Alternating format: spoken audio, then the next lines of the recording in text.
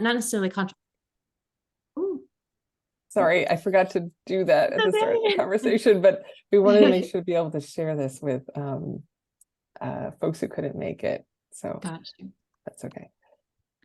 But anyway, to sort of like embrace the idea of like not having a singular set of definitions or qualities, that there would be, you know, sort of some combination of words that kind of pushed and pulled against each other. So we started looking at things like softness with structure, or, you know, and then that sort of led to certain imagery. And, you know, so we started seeing these kind of like knitted and actual like soft textures coupled with ideas of collaged environments and landscape. And so I don't know, I guess ours are like all a kind of riff on this idea of stability and softness, crafted scapes. I don't know what else. Someone else on our team can jump in with others if they want, but I don't know, this idea of defiant softness came up as well. So anyway, we're just kind of playing, I think, with combinations of these terms that might seem disparate or varied, but that sort of like tugged at these kind of like essential values and modes of, I don't know, qualifying environment. Well done. Have a weird resonance somehow visually in the end, I think. Yeah, totally. Yeah. Thanks, Ryan. Sure. I can summarize the other group real quick. I want to make sure we have time for our respondents to speak. So, so ours is much more text-based and ordered, which I totally take the blame for in moving things around on the frame. But we started with this conversation about care and like, what is care? What would the spaces of care be? And how important the kind of intangible dimensions of that are in addition to its material qualities. So that's what AI gave us. And we were like, no. We instead started to sort of assemble references that could reference these ideas of ritual, of family or chosen family, and the kind of intangible ways of knowing a culture, of language, oral history, things that AI can not have access to. And so we were trying to pull projects that we thought addressed that. And then we also, at the bottom, this is what AI gave us for intangible ways of knowing. And we were sort of surprised that everything was like circular and axial. And if you zoom down or scroll down some more at those in particular, so we were like in a battle with AI, basically. Amazing. Great. I love it. And then group 3, can someone summarize, walk us through this beautiful conglomeration? Do you want me to do that, group 3? Go ahead, Virginia. Sure. So in our group, we were looking at several different things, and we discussed mapping and the world, and we were looking at, Ro was picking up some of these maps from a website that maps things a little bit differently. Diana was making these Mid-Journey images, or no, these were Art Breeder images, combining different elements together. And we discussed like Barbie Land, and then Abby had posted some images using Mid-Journey, looking at kind of more softer feminist buildings. And then I worked on some images inspired by art, having like Georgia O'Keeffe and Frida Kahlo, if they designed a city, what it would look like, or more fuzzy architecture imagery down there. So yeah, we kind of played and discussed a lot of different ideas. That's Beautiful. amazing. It's so cool. And it's so cool how different all these are too. I would love to hear any thoughts that our respondents might have about any of these, since you all bring such like rich thinking about new media and futures. Does either one of you want to go first? Offer some thoughts. For those who are just joining, we have Biana Bogosian and Arusia Gabrielian. It's wonderful to see the kind of themes or words that the conversation started to kind of coalesce around in each of these.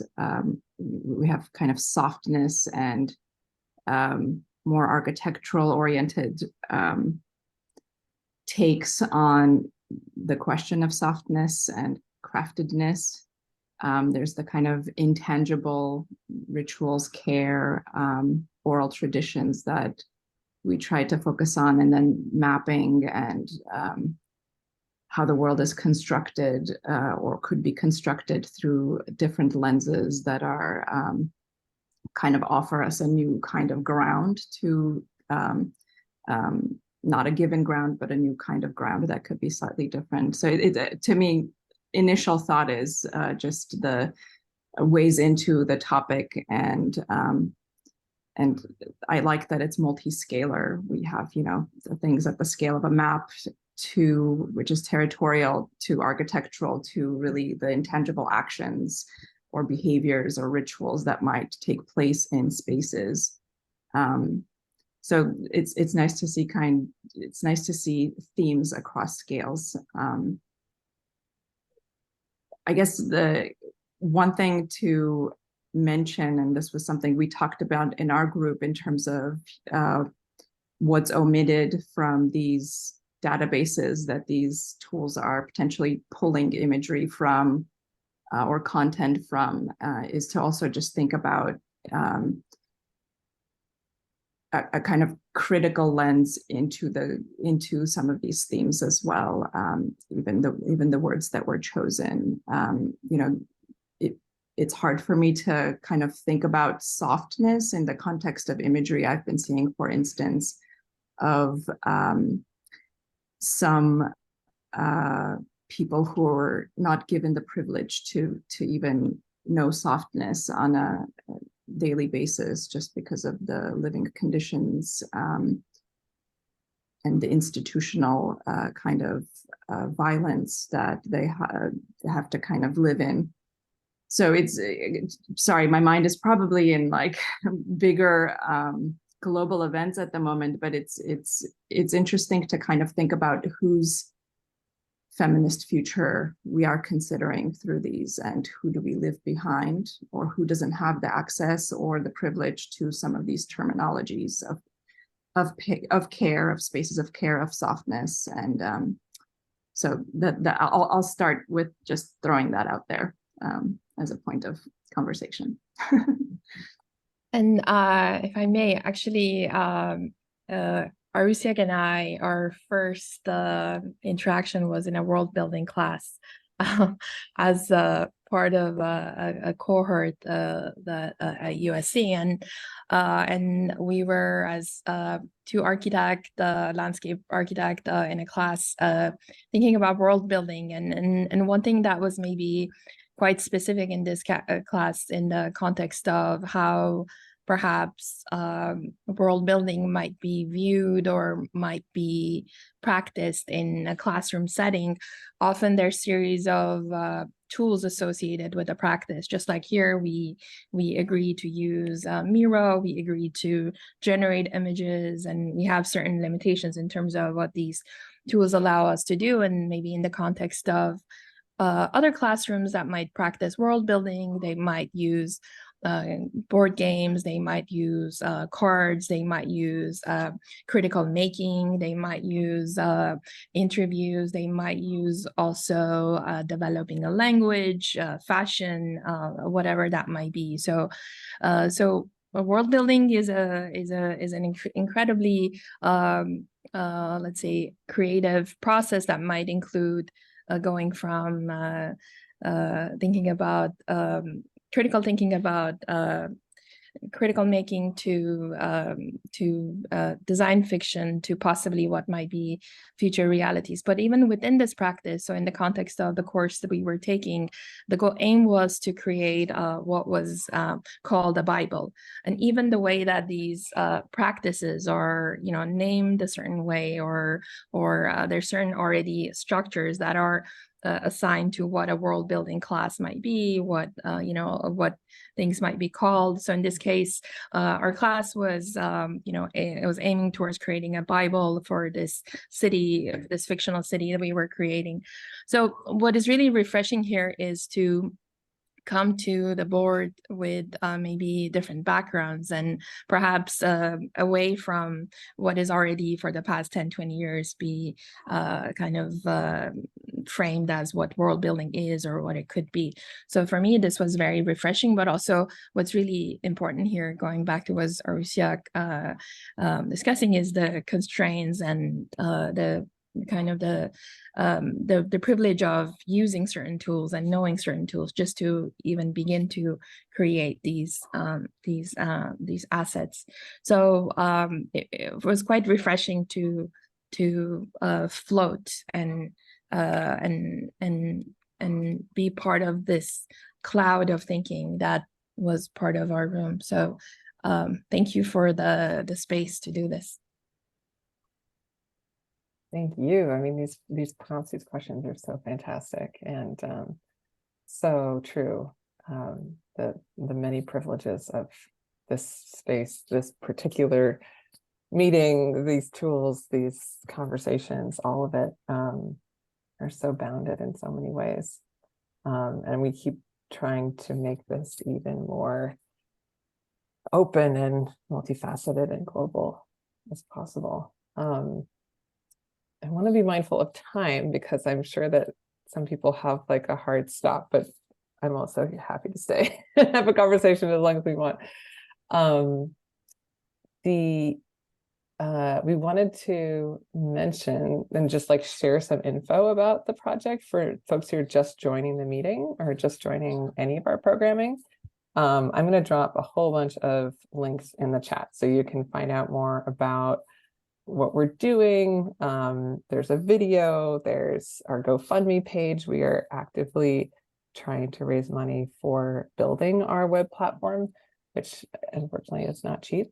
So, and also for our community programming. So I'm going to drop a whole bunch of things in there, all these different ways that you can follow us and find out more about what we're doing. But maybe to get back to like the heart of the conversation, I'm curious to hear if other folks have any comments.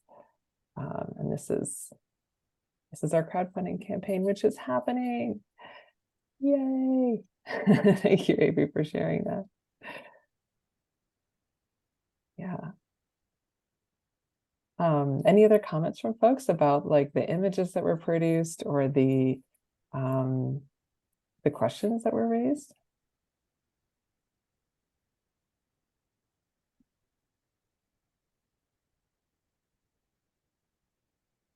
I'm wondering what the next steps are, because I think that I got really excited making images and was having a really great time. And I hope that we can figure out ways to continue, as you zoom back in on all of them, at the ways that we can continue these discussions and do more world building events, perhaps like Fiona is saying, is like writing more and thinking more of like, what are these kind of spaces that we dream about and how they can possibly exist. Yeah, absolutely. Do people have an interest in continuing this process? And we could maybe even have a longer session because I think we ran out of time so quickly.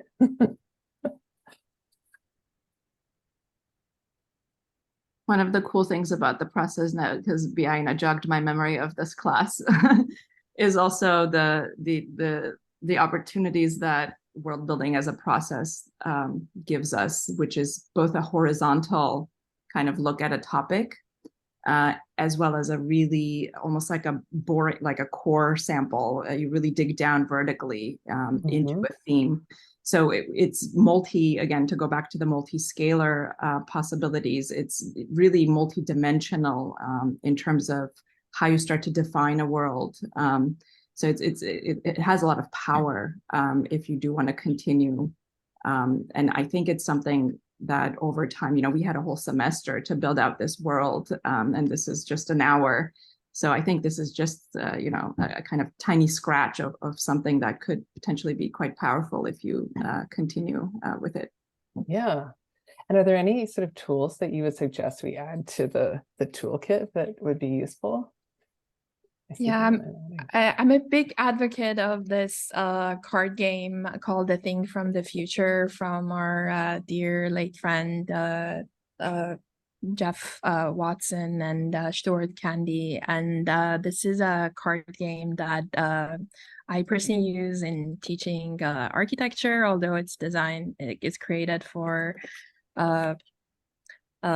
anybody, any critical thinker. It's been used in the White House all the way to conferences, and it's an absolutely great tool for beginning conversation. And then inspired by The Thing from the Future, if you're not familiar with Leslie Ann Knoll, who has a card dedicated to social justice issues, and I'll drop that in chat as well. And card games are a wonderful way to be playful, and this is one that if you're not familiar with, highly recommend. The Thing from the Future. Yes, I've also used it in teaching. There's also role-playing. The whole field of future studies has so many different tools that some apply directly to design, some less so, although could be utilized like surveys still in design as well. But some have very more kind of direct links to imagining kind of designed contexts. Gameplay is a really easy way to get into and loosen yourself up. Role play is another. And then there's some other kind of methods that I also deploy in my courses as well, but all come from the futures field. That's so helpful. Thank you. Yeah, I feel like this is just the beginning of multiple events now, and we could find a way to do this even virtually across geographies somehow to play the same games together. Yeah. I know we're a couple minutes past the hour. These links are so great. Thank you for dropping these in. And yeah, I mean, I don't want to keep people too long, but what do you think? Should we wrap? Should we? Yeah. Okay. I think so. Follow us on Instagram. Thanks for everyone sharing all of your beautiful imagery. This is hopefully a nice archive that we can all continue to come back to, and hopefully we can have more events like this. But yeah, if you're not on our mailing list, message one of us or message our Instagram to be added. And yeah, hopefully this is just the beginning of our collaboration. So thank you all for joining. Yeah, great. Thank you. Yeah. So Share this wonderful to talk with all GoFundMe. of you. Yes. Yeah. Well, yeah. Share their GoFundMe. Help us out. Good to see you all. Thank you. Nice to see you, Rusia. Bye.